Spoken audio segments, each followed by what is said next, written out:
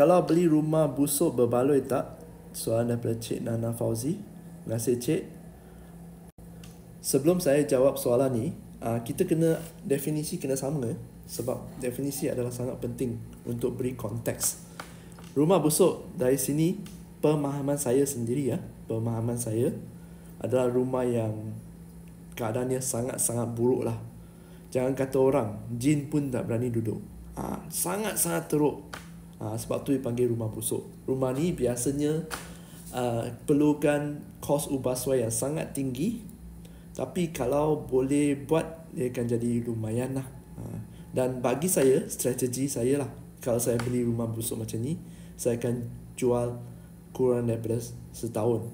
Target saya jual kurang daripada setahun, dapat balik modal dan repeat. Okay? Okay, sekarang saya nak tujukan kepada Cik Nana Fauzi. Saya tak tahu, sebelum tu saya tak tahu tahap pengetahuan anda. Okay?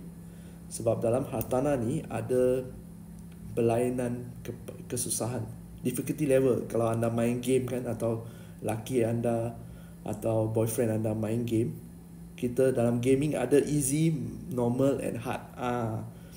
Kalau bagi saya lah, game rumah busuk dipanggil flip lah. Fix and flip game ni adalah game yang sangat-sangat susah. Dia lebih susah daripada main lelong. Okay? Kerana game ini memerlukan terlalu banyak pengetahuan, satu.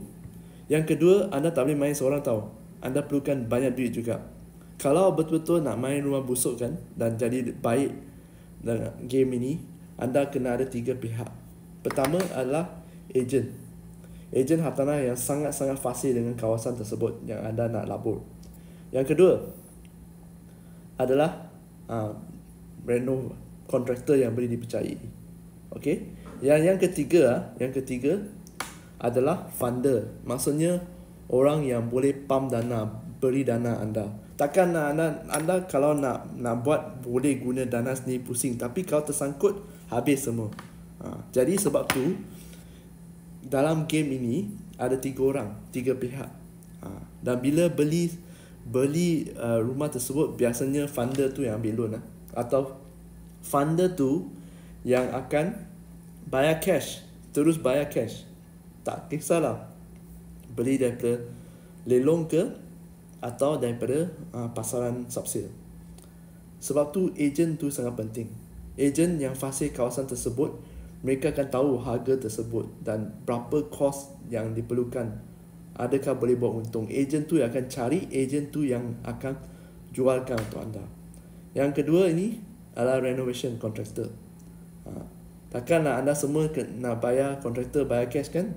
Kalau anda seorang bayar cash semua, katakan kontraktor ni lari macam mana? Banyak risikonya. Okay? Kontraktor ni biasanya kan, untuk deal macam ni lah, rumah busuk lah, ketiga-tiga pihak ni ada share ni lah, ada kongsi lah. Bila katakan dah dapat untung bersih 200,000, lepas bayar LHDN semua 200,000, 3 orang ni akan kongsi. Okay? Jadi setiap orang mendatangkan kepakaran yang berbeza. Kalau funder, dia ada duit sajalah. Itu kepakaran dia, cari duit untuk letak. Itu kepakaran. Yang kedua, kontraktor tu kepakaran ubah suai. Jadi di sini anda boleh kawal kos. Kalau kos anda tak boleh kawal, itu tak boleh untung tu.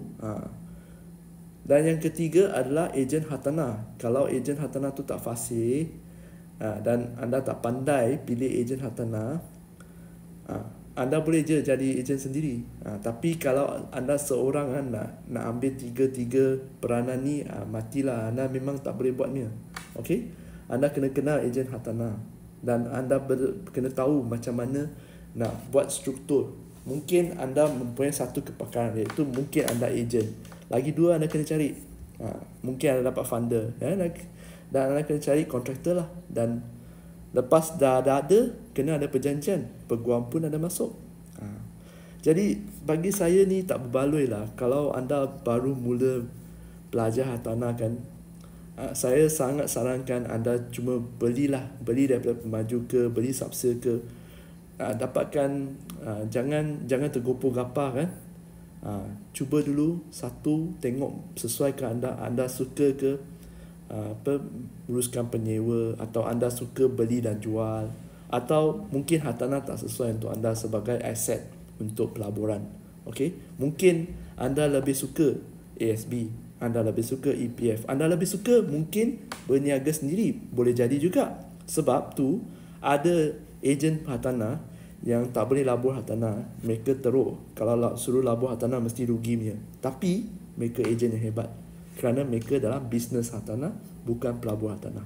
Duit mereka sendiri kan, kadang-kadang tak ada dalam hartanah, mereka letak kat dalam aset yang lain, kerana mereka lebih selesa di sana dan tumpukan perhatian dalam bisnes hartanah. Jadi kalau anda nampak ejen yang memang hebat lah dalam buat bisnes hartanah ni, tak semestinya ejen tu adalah pelabur yang bijak tau. Banyak ejen yang saya kenal rugi je dalam hartanah. Mereka sendiri ada satu rumah saja yang mereka tinggal, tapi aset yang lain banyak. Okey, saya harap ini telah menjawab soalan anda. Dan kepada siapa yang fikir juga untuk rumah busuk ni, tolonglah ya, ingat yang level yang ni level kesusahan dia adalah paling tinggi, kerana banyak yang anda perlu buat dan risiko dia tak berbaloi.